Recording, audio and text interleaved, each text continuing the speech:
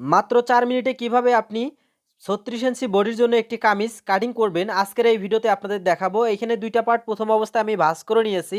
তো এই ভাঁজটি করার পর আমি এখন প্রথম অবস্থায় এখানে কামিজটি কাটিং করার ক্ষেত্রে কামিজের লম্বাটি বের করে নিয়ে নিব। তো কামিজের লম্বাটি এখানে আপনার যতটুকু লাগবে পরিমাণ মতো এখানে নিয়ে একটা মার্ক করে নিয়ে নিবেন। অবশ্যই 1/2 ইঞ্চি ব্যালেন্স রাখবেন। এরপরে এখানে এটাকে মার্ক করে নিবেন। তো আমি এটাকে আমার প্রয়োজনে হচ্ছে মার্ক করে নিচ্ছি। তো এটাকে আপনি সুন্দরভাবে মার্ক করে নিয়ে নিন। তো এই মার্ক থেকে এখন আমাদের যে কাজটি করতে হবে, এখানে মাপগুলো নিতে হবে। এখানে নিচের ঘেরটা আমি সম্পূর্ণটাই রাখতেছি। এখন আমি কামিজ কাটিং করার ক্ষেত্রে এখানে আমি এভাবে ফিতাটা বিছাতে পারি। বিছানোর পর এখানে কত ইঞ্চির জন্য আমি কামিজটি কাটিং করব সেই মাপটা এখানে নিয়ে নিচ্ছি। আমি মাপটা স্ক্রিনে দিয়ে দিচ্ছি। এই স্ক্রিনে দেওয়া মাপ দেখে দেখে আপনারা কিন্তু কাটিংটি করে নিতে পারবেন। এরপরে এখানে আমার হচ্ছে বডির যে মাপটি রয়েছে, বডি থেকে হিপ লাইন যতটুক থাকবে এটাকে 2 ভাগের 1 ভাগ নিয়ে আমি কোমরের মাপটা বের করে নিচ্ছি। তাহলে এইভাবে এই মার্কগুলো নেওয়ার পর সুন্দরভাবে এগুলোকে মার্ক করে নিন। তো আমি সুন্দরভাবে হচ্ছে আমার প্রয়োজনে আমি মার্ক করে নিচ্ছি। আপনার প্রয়োজনে অবশ্যই এটাকে মার্ক করে নিয়ে নিবেন।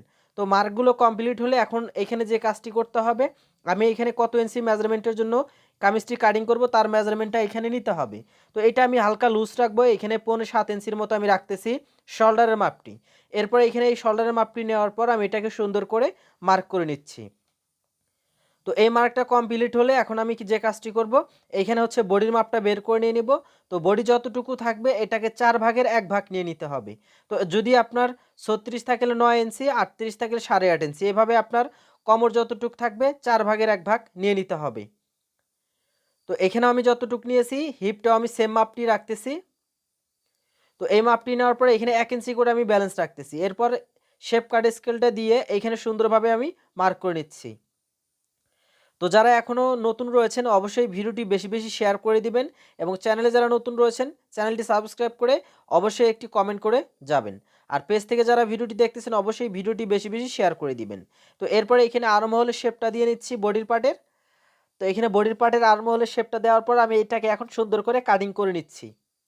তো এখানে আমাদের তাল পার্টটি কাটিং করতে হবে বডির পার্টে, এটাও কাটিং করে দেখাবো কিভাবে কাটিংটি করবেন। তার আগে যারা নতুন রয়েছেন অবশ্যই ভিডিওটি শেয়ার করে দিন এবং কোনো জায়গায় যদি আপনার বোঝার সমস্যা হয় বা যদি প্রবলেম হয় সেটাকে কমেন্ট করে জানিয়ে দিন। আর নেক্সটে আপনি কোন ধরনের ভিডিও চান বা কত মেজারমেন্টের জন্য ভিডিও চান সেটাও অবশ্যই কমেন্টের মাধ্যমে জানিয়ে দিন। এরপরে এখানে আমি হচ্ছে চিহ্নগুলো দিয়ে নিচ্ছি, তাহলে হচ্ছে সেলাইয়ের সময় আমার সুবিধা হবে। তো এখানে আমার পার্টটি কিন্তু কাটিং করা কমপ্লিট। এখন শুধুমাত্র বডির পার্টটা আমি আলাদা করে নিচ্ছি। এরপরে এখানে বডির পার্টের এখানে 2 সুতা পরিমাণ এখানে কাপড় আমি শেপ ডাউন করে নিচ্ছি বডির পার্টে শুধুমাত্র। তো এখানে এই কাজটি কমপ্লিট আমার। এখন হচ্ছে আমি এটাকে মেপে নিব কতটুকু আছে।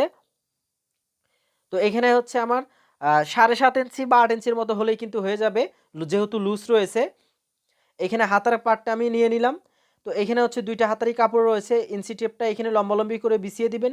হাতাটুক কতটুক লম্বা নেবেন, লম্বাটি নেওয়ার পর এখানে 3 ইঞ্চি দিবেন শেপ দেওয়ার জন্য।